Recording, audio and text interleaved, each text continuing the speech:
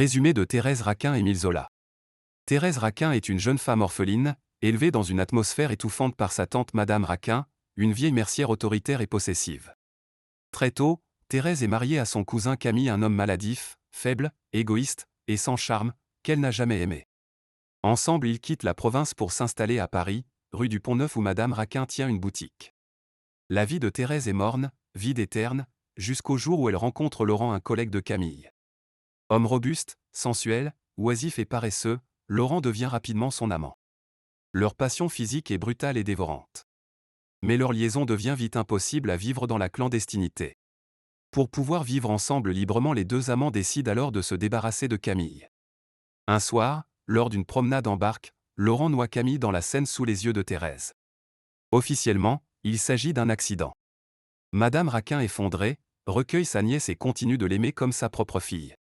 Thérèse et Laurent, après avoir attendu quelque temps, se marient.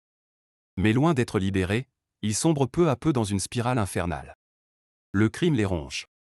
Laurent est hanté par des cauchemars et croit voir le cadavre de Camille partout. Thérèse est envahie par la culpabilité et le dégoût. Le couple s'enfonce dans un climat de haine, de violence muette et de suspicion. Ils deviennent prisonniers l'un de l'autre, incapables de s'aimer, incapables de se quitter. Leur passion s'est changée en dégoût et en remords.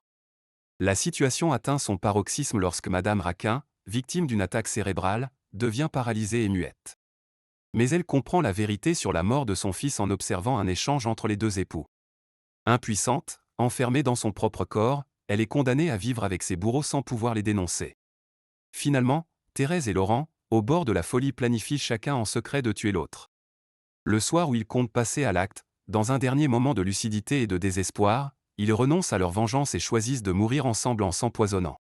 Thérèse Raquin est un roman sombre, marqué par les thèmes de la fatalité, du poids des passions, de la culpabilité et de la justice immanente.